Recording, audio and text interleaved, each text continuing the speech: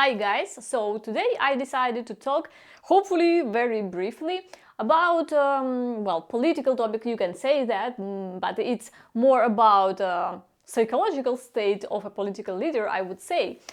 It's about recent revelations that we saw about favorite paintings of Zelensky. I knew that he is having hard times to acknowledging the whole reality and that he is not the most qualified politician out there.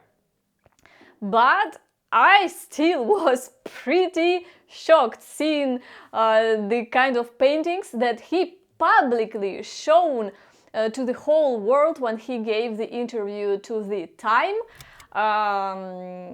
Meanwhile, he's talking about the diplomatical resolution of the conflict between Ukraine and Russia. And well, spoiler, I guess if you are not the first time on my channel, you already know what to expect, but if not, and if you are a hardcore fan of Zelensky, then you might want to pass this video and to turn it off, because you are not going to feel good about what I'm going to say. What exactly happened and what Zelensky told about the paintings? And if you don't know what these paintings are about at all, let's see.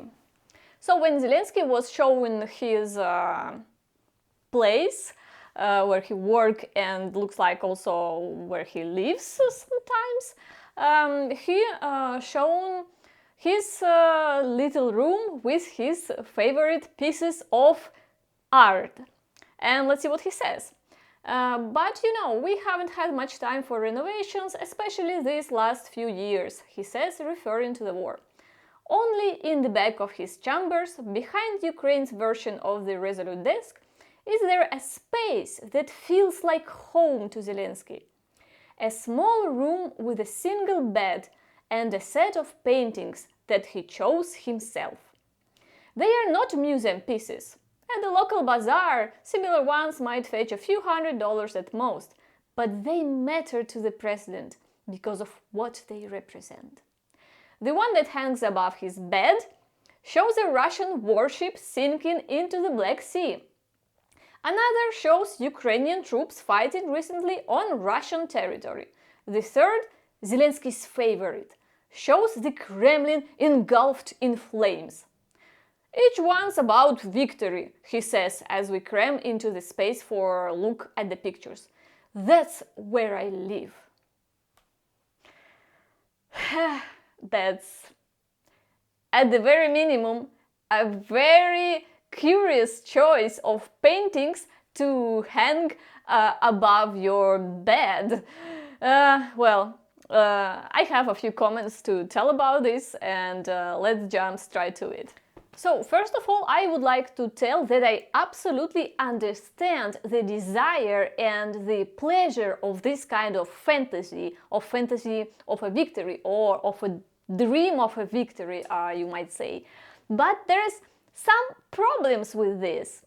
What kind of problems? Well, first of all, realistically speaking, your country is losing the war. Your country is going to lose this conflict because of the real distribution and the balance of the real power, the resources, the manpower.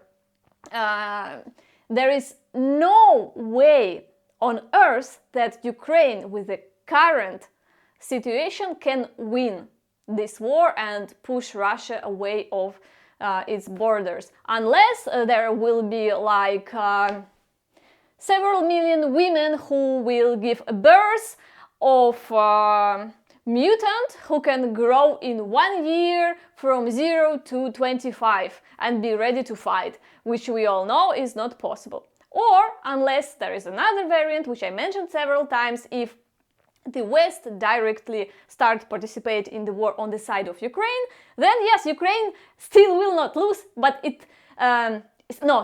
Ukraine still will not win, but it will not lose. In this case, Russia also will lose. Everyone will lose because of the nuclear war that is basically inevitable in this scenario of development. So considering that it is absolutely unrealistic for you to win the war, these paintings, they look especially cringe. You know, it's not like, for example, imagine a painting over burning Kremlin in case that you really have already won the war and you are enjoying this victory. It's a big point in the history of your country, great victories that you will celebrate each year, like for example Russia and some other countries are celebrating the victory in the Great Patriotic War or Second World War, which you understand better.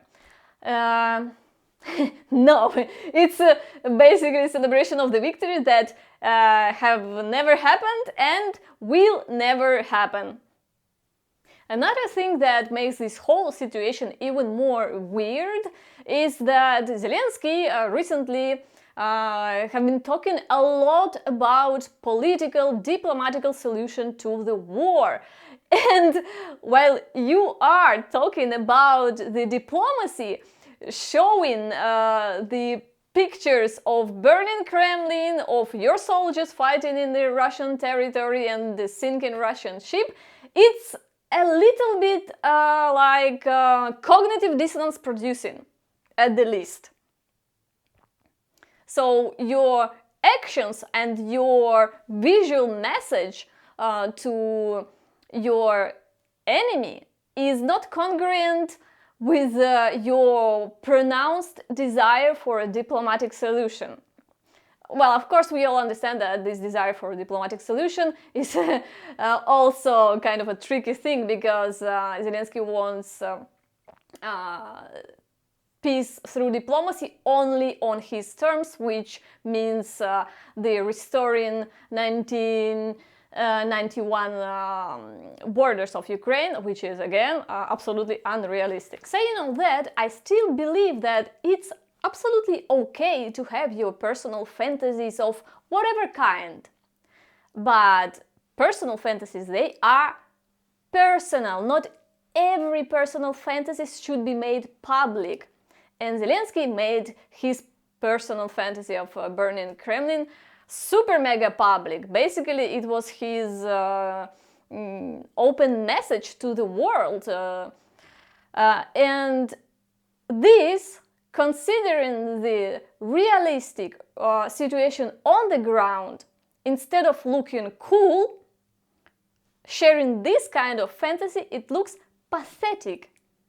And not only it looks pathetic for your enemy, which is Russia, but it also, I'm quite sure, looks pathetic to his friends and his allies in Europe or in USA. But USA right now is like kind of weird ally, no? Because everyone understands, I'm sure most of politicians in Europe, except few fanatics, they really understand that it's impossible to win this war without directly starting World War III and participating in war with Russia with your own troops. So they understand all of this, and behind the closed door, between themselves, they have very different talks than they pronounce publicly. So they see their friend by interest, I guess, Zelensky, showing these pictures, and I think it looks really, really pathetic even to them. So I really think that this showing off is not helping politically Zelensky, but on the contrary, is making him look more and more like a clown who he is by profession. And indeed, Kremlin was asked to comment on these paintings, and Peskov, by the way, Peskov is the guy whom, on a personal level, I absolutely despise. I absolutely dislike him.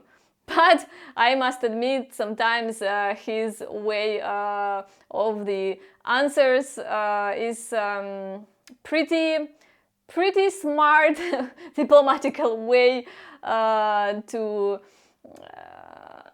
grasp the essence of the things. Like, for example, here, when he was asked about these paintings, he answered, "Well, I suppose this illustrates in the best way the level of spiritual development and inner state of the one posing for these images."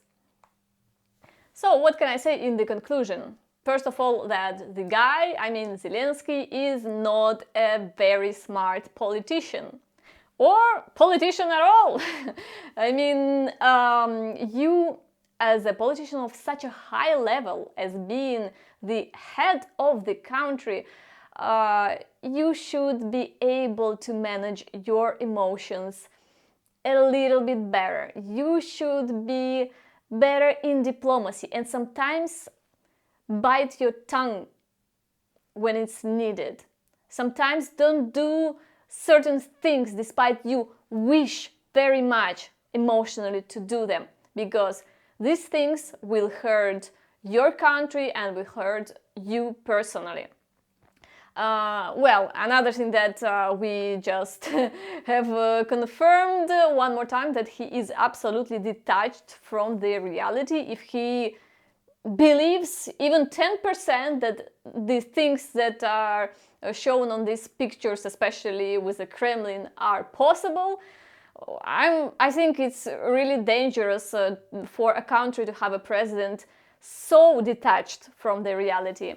And well, his political end is getting closer. I feel that. And if I had to bet, I would say probably before the end of this year, we might see some changes and maybe elections or announcement of the elections in Ukraine. I might be wrong, absolutely. The reality will show, and I will wrap up my video here and see you soon.